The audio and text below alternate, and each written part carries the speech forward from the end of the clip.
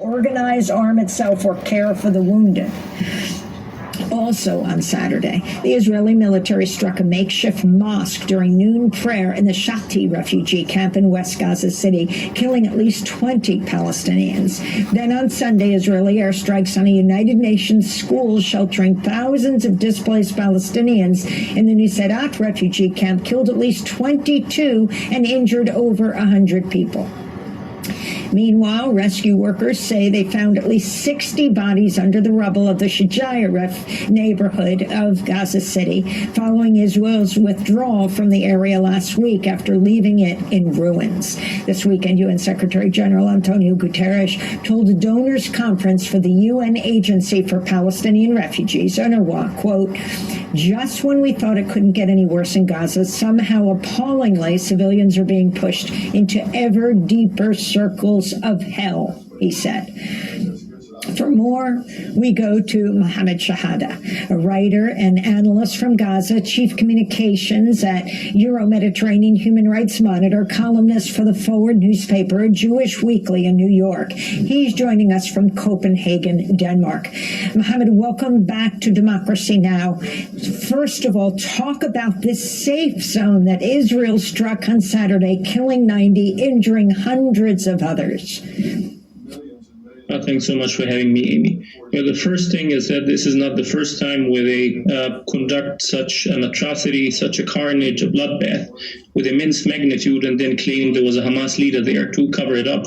It was done dozens and dozens and dozens of times in Gaza. So a couple of weeks ago, Israel pounded an entire residential block in the Shati refugee camp in Gaza City and claimed that Ra'id Saad, commander of the Qassam Brigades, was there. We never heard any updates about that ever since, not even a confirmation or an allegation that he was killed. So this has been done repeatedly. The way the carnage unfolded is atrocious on every single level possible. So Israel used what they call fire builds, which is almost like carpet bombing.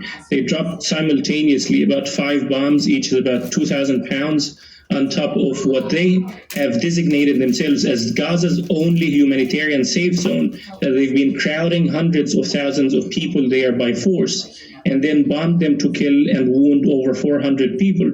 So it didn't stop even there. After the carnage unfolded, as soon as ambulances and firefighters came to the area, Israel started to bomb and target those as well. They killed multiple firefighters and attacked ambulance crews to delay the rescue mission in that area. What this reminds me of is basically, if you remember in 2002, Israel assassinated Hamas's top most wanted, most dangerous militant commander, Salah Shahada, the founder of the Qassam Brigades. Back then, the airstrike killed about 14 civilians. 7 of them were children. The Bush administration, George W. Bush, he came out and condemned Israel in unprecedented terms and said this is heavy-handed and this impedes and prevents peace.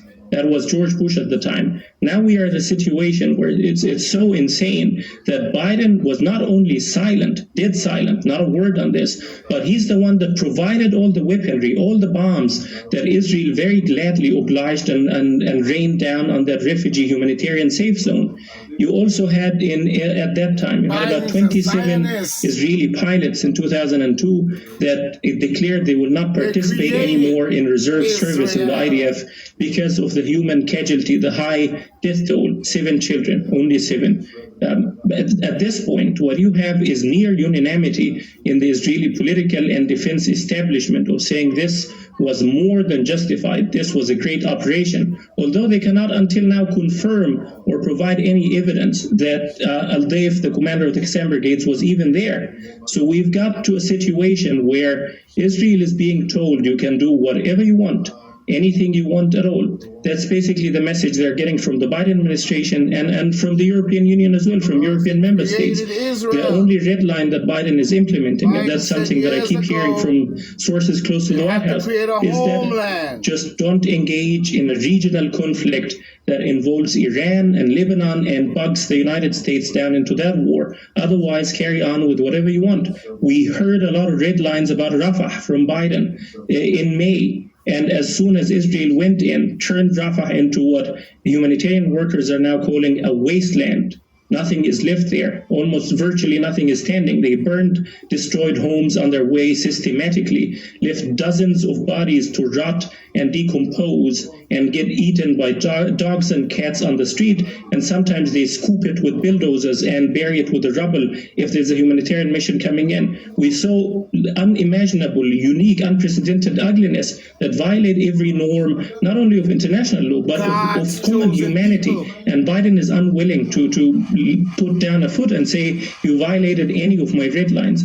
It's the same message they're getting from Europe. So I was recently at a meeting with a top European official. He gave us his tablet, circled it around the table, and showed us satellite imagery of Gaza before and after the EU has been gathering. And he said, look at this, what Israel is doing. They are wiping out the place. And he said, quote, their goal is to make Gaza unlivable, uninhabitable. So if the war ends, nobody can live there anymore. People have to leave. So in other words, to finish the Gaza question, take it out of the equation completely. So those European officials, they know. But the same official said that he doesn't have much to, that he's incapable of doing much because about 80% of European governments just want Israel to carry on and do whatever they want without sort of stopping them or challenging this atrocity or genocide that's unfolding. The only thing that they've been asking for, so for instance, the German foreign minister went to Tel Aviv or Israel about 8 times. The only thing she asked for was continue the killing, just kill fewer people, spread the killing across time so it does not look spectacular.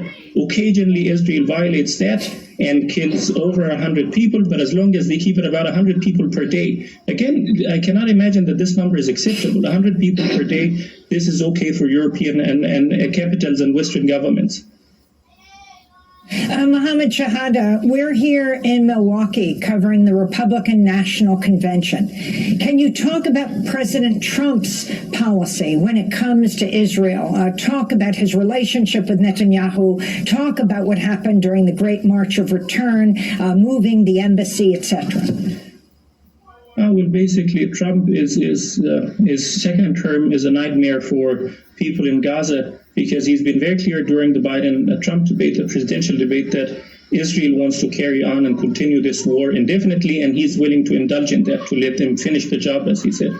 That is basically, when I talk to people in Gaza, they react with immense fear about a second Trump term. But unexpected thing for sure is that he's going to empower every fundamentalist, lunatic, extremist, right-wing hawk to put them in charge of Middle East peace, as he did during his first term. He put a messianic Israeli-American settler, David Friedman from Beit El, he put him as the American ambassador to Israel to take what was termed at the time the sledgehammer policy, destroy everything that would be there to enable a Palestinian state to be established, expand settlements, recognize settlements as not necessarily illegal under international law, remove the labeling of settlement products, recognize... Mohammed, we have 10 seconds. And defund hospitals. But the problem is that Biden administration hasn't been any better in many ways. The last 3 years have been the deadliest there is in Palestinian-Israeli relations since records began in 2005. He told you. Mohammed Shahada, I want to thank you for being with us, writer and analyst from Gaza, chief. And this is why Trump has got to change his policy on the Palestinian people. Because when you're asking them to wipe out a whole race of people just to catch a few bad apples or a bad group within the bunch that moved in basically and took over their world, you know what I'm saying, and now ruling over them, you know what I'm saying. At the same time, Trump should not be supporting the genocide of the Palestinian people because, you know, for one, America has enough power and enough might to annihilate, you know, the common people of Palestine. They don't have the weaponry, nor do they have, you know, the backings, anything to fight a war such as that. And many of them don't even want to be a part of that war. So I don't understand why Trump would agree along that line, and this is why I disagree with him, of wiping out the Palestinian people altogether. I could understand you trying to get rid of terrorism or whatever y'all created in that world that create terrorism to begin with. I could understand that, but what I can't understand is that you're allowing your military might, or Joe Biden is allowing, and you did as well, you know what I'm saying, in more ways than one, your strategical moves towards the country or the Gazan people, knowing full well that Israel is not an original country. It's just the name of a people that invaded in the Gaza Strip we call Egypt, Kemet, Ethiopia. So when the common people is living their common life, you know what I'm saying, we must come to some kind of understanding of settlement. The only settlement of understanding of the settlement is to genocide and kill every single body. And then that's a lot of murdering and killing that's going on for a race of people that call themselves, God chosen people. So we know for well it's a fake, it's a funk, and it's a part-time broad. Same thing with the Bible. They wrote putting their name in there about 100 times. You know what I'm saying? It still does not justify or does not geographically or it does not indigenously, it does not anything to prove that you are an original to the land. So you invaded it and you then been doing the same thing in Africa, all over Africa, you know what I'm saying, ever since you've been coming into Africa, you, the Arabs and the rest of you crews. So for Trump to have a policy only on the fact of annihilating all the Palestinian people, children, grandmas, everything like that, then both you and Biden may be fitting in the same category. So he has to change the policy on that and make sure that everything else is changed from that policy. That's the only one thing that he's doing that will ruin his campaign is the genocide of the Palestinian people based on the fact of you doing this nonsense in itself. You, Biden, and a whole lot of other people in the political world have to change that policy and have got to bring peace in that region because more or less it's looking like they're creating no more than a war-type launching pad. You know what I'm saying? So people, Trump have to come to some kind of agreement as well as Biden as to what you're going to do about this continuous murdering of the Palestinian people. This is an issue that must be solved. Not just letting jackass Yahoo run across the land and murder everything moving. So this is point blank saying, let's fight and let's get our minds right.